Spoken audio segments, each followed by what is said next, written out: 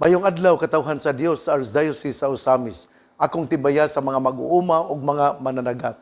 Ako pong timbaya ngadto sa ato nga Family and Life the Archdiocesan Coordinator nga si Sir Ether Hamoner.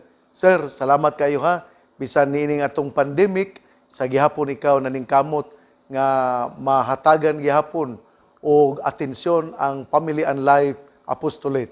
Ako pong pasalamat sa itong mga katikista, labi na gayod sa ilang pagpadayon sa Catechism on Air. Salamat kaayo ninyo mga katikista sa Metropolitan Cathedral of the Immaculate Conception.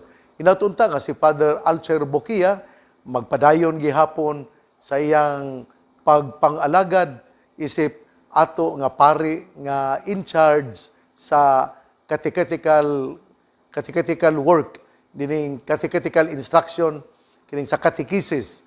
Unya sa gihapon sila nagpadayon sa gitawag og Catechism on Air busad pinagi sa DXDD.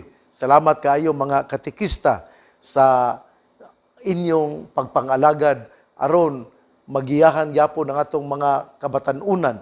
Unya ako pong pasalamat sa atong Vocation Committee. Aniadto di ang Pitsa 24 Martes atong gihimo ang Holy Spirit Mass dina sa St. John Paul II College Seminary. Usbon gyud na nako ha. Inyo gyud ang kumpletohon. Dili mo mingon nga John Paul Seminary. Wrong. St. John Paul II College Seminary. Kay wala may St. John Paul. Doon ay St. John Paul II. Buwao na nga aron kita mainsakto ang atong pagsulti ato yung inon nga John Paul II College Seminary. Pero kung gusto nyo tag mas insakto pagayod, ato yung inon nga St. John Paul II College Seminary sa Banyadero, Osamis City. Muna nga wrong, ay mo pagsigig sulti nga John Paul Seminary. Wrong. John Paul II. Kay wala may John Paul nga Santos. Doon ay Santos nga John Paul II. Ang John Paul I, John Paul I, wala pa man masantos. Muna nga ato tang koreksyonan. Kada pumingubod nga Diocese of Osamis. Wrong. Archdiocese man ta. Nganong mingon magkang diocese. Ayaw ipaubos ang gipasaka na sa simbahan. Muna nga ato nga hatagan o credit where credit is due. Unya di gyud ta mingon nga diocese. Ang Pagadian diocese, ang Sibugay, ang Ipil diocese, ang Dipolog diocese. Pero kita archdiocese ta ang Osamis. Ari kita sa ebanghelyo. Wala po ko magpasigarbo. Ako nigi klaro ba para insakto bitaw ang atong paglitok kay importante magana nga insakto ang atong pagsulti. Ari kita sa ebanghelyo nining adlawng Biyernes, Agosto 27, piyesta ni Santa Monica. Nindot kay nino kay kanabang inahan ni San Agustin, unya inahan timaan sa mga kinibitang madaugon nga pag-antos. Ang ari sa ta sa ebanghelyo, ang atong ebanghelyo atong kutloon sumala sa ebanghelyo ni San Mateo. Si Jesus misugilo nining sambingay ngadto siyang mga tinun-an. Niadtong adlaw ang gingharian sa langit mahisama sa napulo kadalaga nga nagdala silang mga suga ug nang lakaw aron pagsugat sa pamanhonon. Danghag ang 5 kanila ug maalamon ang laing 5. Ang mga danghag nagdala silang mga suga apan wala sila magtagana pagdalag lana nga igdudugang samtang ang mga maalamon nagdalag mga sudlanan nga punog lana uban sa ilang mga suga. Ang pamanhonon nalangan pag-abot busa nagduka og nakatulog ang mga dalaga. Tungang gabi nakadto sa dihang milanog ang usa ka singgit. Ania na ang pamanhonon. Dali kamo og sugata siya. Nang mata ang mga dalaga ug giandam nila ang ilang mga suga. Unya ang mga danghag mingon sa mga maalamon, bahini kami jutay sa inyong lana kay hapit na mga palong ang among suga. Apan ang mga maalamon mitubag, ayaw kay dili na paigo ang lana alang kaninyo ug kanamo. Lakat hinuon kamo sa tindahan ug palit kamo inyong magamit. Busa ang mga danghag nga dalaga milakaw aron pagpalit og lana ug sa wala na sila didto niabot ang pamanhonon. Ang 5 ka dalaga nga nakapangandam mikuyog kaniya pagsulod ngadto sa kumbira sa kasal ug gisirhan ang pultahan. Unya miabot ang ubang mga dalaga ug misangpit sila, "Sir, sir, pasudla kami." Apan ang pamanunon mitubag, "Wala ako makaila kaninyo." O gitapos ni Hesus ang sambingay sa pagingon, "Busa pagtukaw kamo, kay wala kamo mahibalo sa adlaw o sa takna." Ebanghelyo sa tong Ginoo, daygon ikaw o Kristo. Mga igsoon, nindot kini nga tong ebanghelyo ron, kay gahisgot kini sa mga napulo ka mga dalaga. Unya, 5 ang danghag, 5 ang maalamon. Unya, nagpaabot ni sila sa pamanhunon nga moabot. Kini, sambingay kini. Ipasabot ni ini nga kitang tanan mga nagpaabot sa atong Ginoo. Ang importante, mao nga kita nangandam. Unya, tingal ulagi nangandam, pero sa pagpangandam, wala ta magdala og reserba. Kanabang nangandam lang ta sa tong kinabuhi, pero wala po yun nato pun-i ang ato nga mga maayong gawi. Kanabang kuntinto lang ta kung unsay atong mahimo, na dili ka na pwede. Kanabang kinahanglan yun nga mas pagayod ang atong ikapakita aron kita makasulod sa gingharian sa langit. Dili lang ka na bang insakto-insakto. Mabitaw to nga nagpidok-pidok ang suga sa mga dalaga nga danghag tungod kay tinuod, nagpaabot, pero wala maningkamot nga maghimo sila reserba aron inigabot sa pamanhunon, andam silang musugat. Kanabang kitang tanan, ang ebanghelyo dero naghisgot nga kitang tanan nakahibalo nga taliabot ang paghukom. We are all aware, we have heard the message that there will come a time that we will be judged. Pero tinuod, naghunahuna ta, nangandam, pero doon na diay uban nato nga murag danghag lang, nagpabaya, wala gyud maghunahuna nga ato gyud di ay nga bantayan ang atong suga, unya magdala pa gyud kitag reserba sa lana. Unsa man ning ipasabot sa lana? Ang lana nagpasabot kini og mga maayong gawi. Kana bang mga atong mga pagtabang sa atong isig katawo nga mao kini ang mo-sustain sa atong kinabuhi aron kita musugat sa atong Ginoo.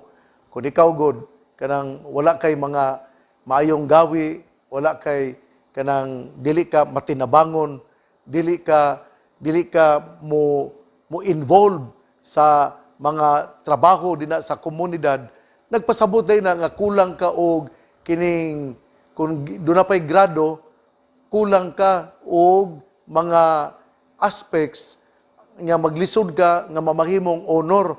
Karon sa atong una ang kuan ramang yun sa eskwelahan ramang yun, kana ramang yung exam.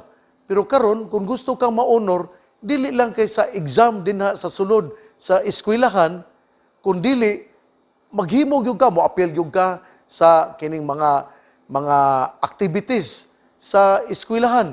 Dili lang kay kining imo lang kanang imong ayuhon or imong ugmaron ang imong theoretical, dili lang theory, kundi buhaton gyud pinagi sa mga kamot aron ikaw mo trabaho usab. Mausab kini ang pagpangandam sa gingharian sa langit. Dili lang kay magsigi kag simba, dili lang kay mura pag naara ka sa simbahan, dili. Importante nga doon na pa kay pangandam sa lana, reserba, nga mao ang imong pagtabang sa mga kabos, pinaagi sa pagpaambit sa unsay naa nimo. Mao kini ang gipasabot nga extra oil. Kana bang sobra kanang lana nga imong gipangandam aron imo pagayod nga masug-an ang imong lampara. Kay ang imong lampara murag didto ra pirmi sa simbahan. Pero inigawas nimo, wala man ka magdala og mga lana nga mao ang mga maayong buhat na dili gyud na insakto lang na mapurgatoryahan ka ana. Importante nga kining duna pagyud kay sobra nga mga maayong buhat nga mao ang mga lana sa pagkamatinabangon. Mao kini ang gipasabot sa atong sambingay karon. Nga dili lang importante nga ikaw naa duna kay suga. Duna kay suga murag naa ka pirmi sa simbahan, gadalag suga. Unya wala di ka magdala og sobra, wala di ka magdala og reserba nga lana. Ipasabot nga dili lang kay naa ka sa simbahan, kundi mugawas man gyud ka sa simbahan, mutabang imong ipadayon ang imong pag-ampo dinha pinaagi sa pagtabang sa mga nagkalisod-lisod. Mao kini ang pagpadayon sa pangamuyo, ang pagpadayon sa Eukaristiya. Nga ikaw, mabitaw ang pari mingon nga tapos na ang misa, panglakaw kamo og ipadayon ang mga maayong buhat. Kay dili man lang dinha sa simbahan nga ikaw magpaka-relyoso, kundili adto usab sa imo nga lugar nga gitrabahuan, imo usab nga buhaton ang mga maayong gawi. Wa na magpasabot nga iniguman nimog simba, manikas na pud ka. Di man na pwede. Wa na magpasabot nga iniguman nimog simba, moadto ka sa kining opisina, unya balikason na pud nimo ang mga imong mga katawhan. Di man na pwede. Kinahanglan nga ipadayon nimo ang imong mga maayong gawi, ang imong pagkatinarong tungod kay mao kini ang lana nga maoy extra nimo aron ikaw makasulod sa gingharian sa langit. Ipasabot di ay nga kanabang dunay consistency, unya dunay gyud di ay kanang pagkamalahutayon aron nga inigabot sa Ginoo ikaw makasugat og makaingon, Ginoo, imo kong hukman, kung imo mangutana ka unsa akong nahimo, di lang kumingon nga pirmi kong naa sa simbahan, kundi human sa misa, ako mugawas, muadto sa akong opisina, nagtinarong gyud ko sa akong pagtrabaho. Unya, wa gyud ko magpalabi-labi og sulti og pulo nga masakit ngadto sa akong isig katawo. Mao kini ang pagpadayon sa kasaulugan sa santos nga misa nga atong gihimo dinha sa simbahan. Mao kini ang gitawag og extra nga lana nga maoy atong gamiton aron sa atong pagpaabot sa atong Ginoo nga mao si Jesucristo. Nindot kay ang ebanghelyo no, kay naghisgot og napulo ka dalaga, pero giklaro gyud ang 5 danghag, ang lima maalamon. Be ikaw, asa man karon nahiapil? Nahiapil ba ka sa manggialamon o nahiapil ikaw sa mga danghag? Kaning mga danghag kanabang wala bay future, kanabang wala ba dili kanabang mga taong dili creative, kanabang magsigig paabot lang atong inon nga unsa man ni buhatan ni inani nimo pagbuhat, kanabang dili ba maguna-huna kanang unsay future nga buhaton, kanabang walay projection ba, wala bay kanang pakialam, wala bay kanang common sense nga dili ba maguna-huna nga kanabang kinahanglan gyud nga sa kinabuhi ba magluto ka gali, wa na magpasabot nga magsigil lang ka og kayo sa imong kining imong giluto, kun dili magunahuna na pud ka kun imo bang butangag bitsin o dili ba imo bang butangag saktong asin. Kung wala kay asin, nagluto-luto ka wala kay asin, danghag ka nga magluluto nga kusinero og kusinera. Kun nagluto ka unya ang imong gas LPG gamay na pero ni-insist gyud ka nga padayon kag luto, danghag ka. Kay wa man ka mangandam. Na mao po ni ang kinabuhi sa atong pagsugat sa Ginoo. Kinahanglan gyud nga doon na kay extra. Unya klaro gyud nga mahurot ba kini. Ipasabot nga ang lana mao ang mga extra goodness that you have done, and this will merit you and will lead you to the kingdom of God. Pero kung wala kay extra goodness nga mga maayong buhat, lana nga maayong buhat, amura kag danghag nga babae, 5 ka danghag nga mga babae nga wala maguna-huna nga nagpaabot pa ka sa pag-abot sa atong Ginoo. Mao na nga katong kusinera nga dili mangandam sa iyang igluluto, danghag ka nga balit kag isda pero wa kay kahoy, palit kag isda pero imong lutoon pero wa kay kutsilyo. Sao man nimo? Imo na nakitkiton og panghimbis na dili. Mo na nga andamon gyud na nimo. Di gyud ko mo pareha ba ning kinibitang mga kining manlimpyo sa balay na ang among diring tiglimpyo akong gingnan nga, uy, nga naman ni wala pa man nilimpyo hangtod karon. Isa nga wala pa man good si kuan kay wala pa kanang unya na lang kuno ko nga astilan gahig ulo di kasabot dugay na kong niingon nga limpyo kay kon istrikto pa ko kayo may maluoy malangud tagud kay taktako nimo sa trabaho naluoy pug kaayo wala niyo kanon pero giingnan nako wago malipay nimo pero mo magpirmi gali na pagawason man yun nako bayaran lang nato pila ka tuig siya nagtrabaho kay dili man naguna-huna wala may future kanabang wala bay pananaw sa taliabot kanabang kinahanglan ka doon nagyug kay 2 steps nga ahead sa uban mo una nga panalitan ron kanang manlaba ka nya nang laba ka nanguha ka sa labada unya kining wala di kay sabon na tubig pero wala kay sabon isa oy hala wala ba na sabon nya ningon ka hala kanang kuan na lang kanang moadto ko niya wala di imong agalon nga nga ay unya na lang di jud ka kapangutang di jud ka kapalit wa jud kay kwarta na kung wa kay kwarta granted nga wala kay kwarta di jud gumutuo oy wala kay initiative wala kay creativity dili ka maayong pasanayon danghag ka nga pagkababay danghag ka nga pagkakusinira danghag ka nga pagkalabandira danghag ka nga seminarista danghag ka nga pari pastilan. Di man ka maghuna-huna unsay mayong buhaton. Mauna nga, dili mayong pasanayon ang danghag nga tao. Pero atong pasayloon. Kung mayong pasaylo, atong pasayloon, unya maningkamot siya nga mag-usab sa iyang kinabuhi.